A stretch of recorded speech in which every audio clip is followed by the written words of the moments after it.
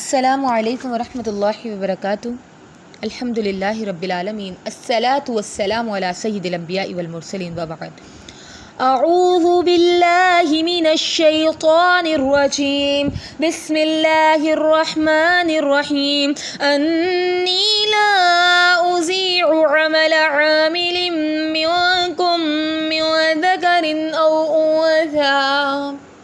اللہ تبارک و تعالیٰ نے سورۃ آل عمران میں ارشاد فرمایا کہ میں کسی کا عمل ضائع نہ کروں گا، چاہے وہ مرد ہو یا عورت۔ تو یہاں سے یہ پتہ لگا کہ رب دو جہاں صنف نازک کے اعمال کا بھی قدردان ہے، کیونکہ سورہ بقرہ میں وہ ارشاد فرماتا ہے ان الصفا والمروۃ من شعائر اللہ، بے شک صفا اور مروہ اللہ کے شعائر ہیں۔ تو صفا اور مروہ کی کہانی دراصل ایک عورت کے چنے جانے کی کہانی ہے، ایک عظیم عورت کی بے مثال صبر کی داستان ہے۔ جی ہاں، ہم بات کرنے جا رہے ہیں حضرت حاجرہ علیہ السلام کے بارے میں۔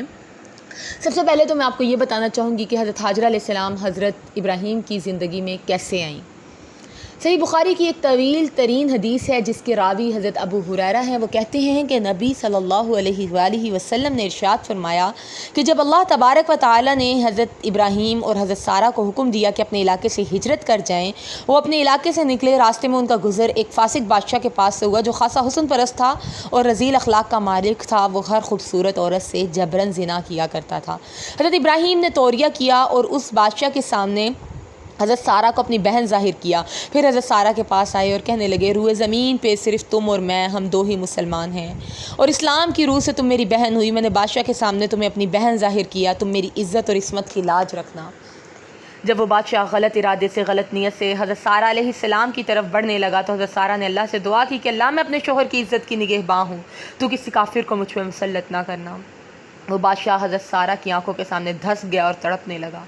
لوگوں کو یہ گمان ہونے لگا جیسے حضرت سارہ قاتلہ ہیں، تو حضرت سارہ بھی گھبرا گئیں اور انہوں نے اللہ سے دعا کی کہ اللہ اس کو صحیح سلامت زمین سے نکال دے۔ جب وہ نکلا پھر غلط ارادے سے حضرت سارہ کی طرف بڑھا، پھر حضرت سارہ نے بد دعا کی، پھر وہ دھس گیا، پھر حضرت سارہ نے دعا کی، وہ نکل گیا، پھر بڑھا۔ اس طریقے سے 3 دفعہ ہوا، اور تیسری دفعہ اس نے کہا کہ اب دعا کرو کہ اللہ مجھے نکال دے تو میں تمہیں باعزت بری کر دوں گا، جانے دوں گا۔ اور جب حضرت سارہ نے دعا کی تو اس نے حضرت سارہ کو جانے دیا اور تحفتاً ایک لونڈی حضرت سارہ کو ہدیہ دی۔ وہ لونڈی حضرت حاجرہ علیہ السلام تھیں۔ چونکہ حضرت سارہ کی اولاد نہیں ہوتی تھی اور حضرت ابراہیم کو اولاد کا بہت شوق تھا، تو وہ تڑپ تڑپ کے اللہ سے دعا مانگتے تھے، رب ہب لی من الصالحین، اے اللہ مجھے اپنی جانب سے نیک صالح اولاد عطا فرما۔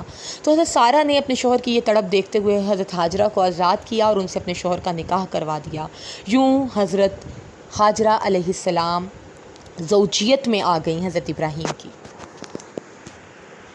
اب یہ ہوا کہ اللہ تبارک و تعالیٰ نے حضرت حاجرہ علیہ السلام سے انہیں اسماعیل دیے۔ بعد میں اسماعیل کو نبوت ملی، انہوں نے کعبہ بنایا۔ یہودی حضرت اسماعیل علیہ السلام کے رتبے سے کافی حسد کا شکار ہوتے تھے، اسی لیے انہوں نے الٹی سیدھی باتیں مشہور کیں کہ حضرت حاجرہ جو ہیں وہ لونڈی تھیں، وہ غلام تھیں، وہ نوکرانی تھیں۔ حالانکہ ایسی کوئی بات نہیں تھی۔ حضرت حاجرہ حضرت ابراہیم کی زوجیت میں آ گئی تھیں اور حضرت حاجرہ جو ہے ان سے باقاعدہ نکاح ہوا تھا اور وہ حضرت ابراہیم کی اہلیہ تھیں، پیغمبر کی بیوی تھیں، اسماعیل کی ماں تھیں۔ اس کے علاوہ انہوں نے یہ بھی کہا کہ حضرت سارہ کو حضرت حاجرہ پسند نہیں تھی، اسی لیے انہوں نے حکم دیا کہ حضرت حاجرہ کو جنگلوں میں چھوڑ آئیں، جبکہ ایسا کچھ نہیں ہے۔ حضرت ابراہیم نے حکم ربی پہ حضرت حاجرہ کو جنگلوں میں چھوڑا تھا۔ بہرحال یہ کہ جب حضرت اسماعیل ہوئے، ابھی وہ دودھ پیتے بچے تھے کہ اللہ کا حکم آ گیا کہ حضرت حاجرہ کو جنگلوں میں چھوڑا۔ ابراہیم حضرت حاجرہ کو لے کے جنگل بیاباں وادی میں آ گئے، وہاں پہ چھوڑ کے واپس پلٹنے لگے۔ اس باپ کی تکلیف کا اندازہ کریں جس نے رو رو کے رب سے اپنی اولاد مانگی ہے، اور جب اولاد ہوئی تو اس دودھ پیتے بچے کو جنگلوں میں چھوڑ کے جا رہے ہیں، لب بھیچے جا رہے ہیں۔ پیچھے حضرت حاجرہ بھاگتی ہوئی آ رہی ہیں اور کہہ رہی ہیں اسماعیل کس کے سہارے چھوڑ کے جا رہے ہو، جنگل بیاباں میں کس کے آسرے چھوڑ کے جا رہے ہو؟ ایک بار پوچھا، 2 بار پوچھا، کوئی جواب نہیں۔ ابراہیم چلتے جا رہے ہیں، حاجرہ روتے ہوئے پیچھے بھاگتی آ رہی ہیں، حتیٰ کہ پھر حضرت حاجرہ ایک دم سے ٹھٹکیں اور کہنے لگیں ابراہیم کیا یہ رب کا حکم ہے؟ انہوں نے کہا جی میرے اللہ نے یہ حکم دیا۔ تاریخ ساز الفاظ حاجرہ کے لبوں سے نکلے کہ اگر یہ حکم ربی ہے تو میرا رب مجھے ضائع نہ کرے گا۔ وہیں سے بچے کو پکڑ کے واپس پلٹ گئیں۔ اطاعت کا جذبہ دیکھیں اس عورت کا، رب پہ توکل اور یقین دیکھیں کہ اگر اللہ کا حکم ہے تو میرا اللہ مجھے ضائع نہ کرے گا۔ محبوب شوہر چھوڑ کے چلی آئیں۔ جنگل بیاباں وادی میں، یہ تک نہ سوچا کہ میں کیسے رہوں گی، میں کیا کھاؤں گی، کیا پیوں گی۔ ایک مشکیزہ ہے چند کھجوریں، وہ کھجوریں ختم ہو گئیں۔ پیاس کی شدت سے اسماعیل تڑپ رہے ہیں، اور ماں ہیں، ماں کی ممتا تڑپ اٹھی، بھاگ رہی ہیں، کبھی صفا کی سمت، کبھی مروہ کی سمت، مخالف سمتوں میں دوڑ رہی ہیں، پریشان ہیں، بیٹے سے بہت شدید محبت ہے، پھر گھبرا کے واپس آ جا رہی ہیں کہیں میرے بیٹے کو کوئی جانور ایذا نہ پہنچا دے۔ محبت دیکھیں کتنی شدید ہے، اور جب آ رہی ہیں اور بیٹے کا تڑپنا دیکھ رہی ہیں تو پھر پہاڑیوں کی طرف بھاگ جا رہی ہیں کہ کہیں سے تھوڑا سا پانی مل جائے۔ اس جگہ پہ رب سے شکوہ نہیں کیا کہ کیوں میرے شوہر کو مجھ سے چھین لیا، کیوں مجھے اس جنگل ویرانے میں لا کے بٹھا دیا، کیوں میرے بچے کو بھوک اور پیاس سے تڑپا رہا ہے۔ کوئی شکوہ نہیں، کوئی شکایت نہیں، لب پہ ایک معمولی سی فریاد تک نہ آئی۔ اللہ کو یہ صبر اتنا پسند آیا کہ اسماعیل کی ایڑیاں رگڑنے کی جگہ سے رب نے چشمہ نکال دیا۔ ہاجرہ پریشان ہو گئیں، اتنا زیادہ پانی دیکھا تو اس کے ارد گرد ہاجرہ نے جو ہے وہ اینٹیں لگائیں اور کہنے لگیں آب زمزم، پانی رک جا، پانی رک جا۔ ابن عباس سے مروی ہے کہ نبی صلی اللہ علیہ وسلم کہتے ہیں رحم اللہ ام اسماعیل، اللہ ام اسماعیل پہ رحم کرے، اگر وہ اس دن چاہے زمزم کو نہ روکتی تو وہ چشمے کی صورت بہتا۔ وہ آب زمزم جسے نبی صلی اللہ علیہ وسلم نے کہا کہ یہ بھوکے کے لیے غذا ہے اور پیاسے کے لیے پانی ہے۔ ہاجرہ کا گزر اوقات اس پہ ہونے لگا۔ ابراہیم علیہ السلام جب اپنی اولاد کو بیاباں وادی میں چھوڑ کے گئے تھے نا، تو وادی سے دور ہٹ کے انہوں نے دعا کی تھی کہ اے اللہ میں اپنی اولاد کو تیرے حکم پہ اس بیاباں وادی میں چھوڑ کے جا رہا ہوں، اللہ یہاں پہ لوگوں کو بھیج دینا، لوگوں کے دلوں کو میری اولاد کی طرف مائل کر دینا اور انہیں رزق دینا، پھل دینا۔ دو ہی ٹینشنیں تھیں، ایک تنہائی کی کہ تنہا چھوڑ کے جا رہا ہوں، اور دوسرا رزق کی کہ کوئی سدے باب نہیں کر کے جا رہا۔ اللہ نے دونوں دعائیں قبول کر لیں۔ ہوا یہ کہ جب آب زمزم کا چشمہ نکلا تو جانور پانی پینے آیا کرتے تھے، پرندے پانی پینے آتے تھے۔ ایک قافلے والوں نے دیکھا کہ پرندہ اڑتا ہوا اس چشمے کی سمت جا رہا ہے۔ انہوں نے کہا پرندے تو عموماً پانی کا تعقب کرتے ہیں، یہاں پہ پانی تو ہے نہیں۔ دو بندوں کو تحقیق کے لیے بھیجا تو دیکھا ام اسماعیل آب زمزم کے چشمے کے پاس بیٹھی ہیں، اس کنویں کے پاس بیٹھی ہیں۔ انہوں نے کہا یہ پانی یہاں کیسے آیا؟ کہا میرے رب نے بھیجا۔ کہنے لگے کیا ہم یہاں پہ آ کے آباد ہو جائیں؟ کہنے لگے آپ کی سکونت پذیر ہونے پہ تو مجھے کوئی پریشانی نہیں ہے، مجھے کوئی اعتراض نہیں ہے، لیکن اس آب زمزم پہ صرف میرا حق ہے، اس کی تقسیم میں کروں گی۔ انہوں نے کہا چلیں ٹھیک ہے۔ اب یوں قافلے والے وہاں آ کے آباد ہو گئے، کھیتی باڑی بھی ہونے لگی، رزق اگنے لگا، پھل آنے لگے، لوگ آ گئے، لیکن امتحان ابھی باقی تھا، آزمائش ابھی ختم نہیں۔ ننھے اسماعیل کو پال پوس کے ہاجرہ نے بڑا کر دیا۔ ابراہیم علیہ السلام نے خواب میں دیکھا وہ قربانی کر رہے ہیں، اٹھ کے 2 سرخ اونٹ قربان کر دیے، بہت قیمتی اونٹ تھے۔ اگلے دن پھر دیکھا قربانی کر رہے ہیں، پھر اٹھ کے 2 اونٹ قربان کر دیے۔ تیسرے دن واضح اشارہ آ گیا چھری پکڑو جاؤ اسماعیل کی گردن پہ چلا دو۔ خاصے پریشان ہوئے، لیکن خلیل اللہ تھے نا، اپنے رب کے حکم کی مان رکھنے والے تھے، چاہے دل کے خلاف ہی کیوں نہ جانا پڑے۔ چھری لے کے چلے آئے، ہاجرہ کو بتایا تمہارے بیٹے کو ذبح کرنے آئے ہوں۔ اتنے سال بعد شوہر لوٹے تو ہاتھ میں چھری لے کے لوٹے۔ ہاجرہ تیرا آخری سہارا بھی تجھ سے چھیننے آیا ہوں۔ اور اس عورت کی بے مثال اطاعت دیکھیں کہ اگر حکم ربی ہے تو ٹھیک ہے، اسماعیل کو کر دیں قربان۔ اپنے ہاتھوں سے اسماعیل کی کنگھی کی، اسماعیل کو سرما ڈالا، تیار کر کے قربان ہونے کے لیے بھیج رہی۔ اس ماں کی ممتا کا اندازہ لگائیں جو بچے کی پیاس نہ برداشت کر پائے اور پہاڑوں پہ دوڑے، اور پہاڑوں سے واپس آئے صرف اس خیال کے آنے پہ کہ کہیں کوئی جانور میرے بچے کو اذیت نہ پہنچا دے۔ اس ماں نے کس دل سے اپنے بچے کو ذبح ہونے کے لیے بھیجا ہوگا؟ یہ میں اور آپ جانتے ہیں کہ اسماعیل ذبح نہیں ہوئے، ہاجرہ کو نہیں معلوم تھا، ہاجرہ نے تو ذبح ہونے کے لیے بھیجا تھا۔ عظیم قربانی تھی، عظیم قربانی۔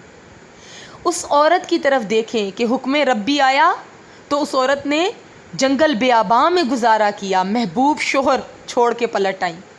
حکم ربی آیا، اس عورت نے اپنی سب سے قیمتی متاع، اپنا کل اثاثہ، اپنا جوان بیٹا قربان کرنے کے لیے توڑ دیا، اپنے ہاتھوں سے رخصت کیا۔ واہ ہاجرہ، واہ تیری قربانی کو سلام۔ شیطان آیا، تم کیسی ماں ہو، تمہارے بیٹے کو ذبح کر دیا جائے۔ ہاجرہ پہچان گئی یہ شیطان ہے، کنکر اٹھائے اسے کھینچ کے ماری۔ نہ وہ نفس کی باتوں میں آئیں، نہ وہ شیطان کی باتوں میں آئیں، وہ بھی تو عورت تھی نا، وہ بھی تو ماں تھی نا۔ لیکن ماں اور بیوی ہونے سے پہلے وہ ایک مومنہ تھی، اپنے رب کی مان جانے والی تھی۔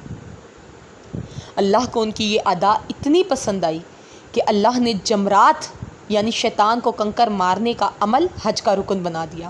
اللہ نے صفا و مروہ کی سعی کو حج کا رکن بنا دیا۔ یہ حج یہ ایک عورت کی یاد میں کیا جاتا ہے۔ قیامت تک کے مردوں پہ واجب کر دیا کہ جاؤ اس عورت کی تقلید کرو جن پہاڑوں پہ وہ ننگے پاؤں بھاگی تھی، تم بھی انہی پہاڑوں پہ بھاگو، اس عورت کے نقش قدم پہ چلو۔ میرا رب بہت قدردان ہے، وہ عورتوں کی قربانیوں کی بھی قدر کرتا ہے۔ تو میرے رب کو آپ سے اور مجھ سے یہی اطاعت مطلوب ہے۔ ہاجرہ کی کہانی ہمیں اطاعت کا درس دیتی ہے، ہمیں رب پہ توکل سکھاتی ہے کہ اس عورت نے اتنا اسے رب پہ یقین تھا کہ اگر میرے رب کا حکم ہے تو میرا رب مجھے ضائع نہ کرے گا۔ ہمیں صبر سکھاتی ہے کہ آزمائش کی مشکل ترین گھڑی میں اس عورت نے کس طریقے سے صبر کیا۔ نفس کے خلاف چلنا سکھاتی ہے ہمیں قربانیاں دینا سکھاتی ہے کہ ایک عورت تن تنہا بھی اپنی اولاد کی پرورش کر سکتی ہے، اور ایسی پرورش کر سکتی ہے، وہ آداب فرزندی سکھا سکتی ہے اپنی اولاد کو کہ رب کا قرآن بھی تعریف کرے کہ اسماعیل فرما بردار تھے، اور پرورش ہاجرہ نے کی تھی۔ یہ کہانی ہمیں درس دے رہی ہے کہ اگر رب کے خاطر کوئی قربانی دو تو رب رہتی دنیا تک مثال بنا دیتا ہے۔ رب کاوشوں کی قدر کرنے والے۔ حج کے موقع پہ محض چند دن ہاجرہ کو یاد کرنے سے ان کا حق ادا نہیں ہوگا، ان کے نقش پا پہ چلنا ہوگا، ان کی سنتوں پہ عمل کرنا ہوگا۔ یہ حج یہ معمولی چیز نہیں ہے، یہ ایک عورت کی بے مثال قربانی کی داستان ہے۔ یہ ایک عورت کی رب کے اطاعت پہ سر جھکانے کی داستان ہے۔ یہ ہمیں سبق دے رہی ہے کہ اگر تم عورت ہو، تم ہاجرہ کے نقش قدم پہ چلو گی تو رب تمہاری بھی کاوشوں کی قدر کرے گا۔ یہ محض قصہ یا افسانوی باتیں نہیں ہیں، یہ ایک حقیقت ہے۔ یہ معمولی قربانی نہیں ہے کہ اپنے ہاتھوں سے اپنے لخت جگر کو ذبح کرنے بھیجنا۔ یہ معمولی قربانی نہیں ہے کہ تن تنہا اپنی جوانی جو ہے جنگل بیاباں میں گزار دینا۔ یہ ممتا کے خاطر پہاڑوں پہ دوڑنا معمولی بات نہیں ہے۔ جھلسا دینے والی دھوپ میں ننگے پاؤں پہاڑیوں پہ بھاگنا۔ ماؤں کا اللہ نے ایسے ہی نہیں اجر رکھا، ایسے ہی نہیں درجے رکھے۔ تو اس کہانی میں ہمارے لیے بہت سے سبق ہیں، اور سب سے بڑا سبق یہ ہے کہ ہاجرہ نے رب کے خاطر نہ اپنے محبوب شوہر کی پرواہ کی، نہ اپنے عزیز جان بیٹے کی پرواہ کی۔ ہاجرہ نے رب کے خاطر نہ گھر کی پرواہ کی، نہ آسائشات کی پرواہ کی، جنگل بیاباں میں ساری زندگی گزار دی۔ اللہ ہمیں حضرت ہاجرہ کے نقش قدم پہ چلنے کی توفیق عطا فرمائے، ہم سے راضی ہو جائے۔ سبحان ربک رب العزت عما یصفون وسلام علی المرسلین والحمد للہ رب العالمین۔ آمین یا رب العالمین، آمین۔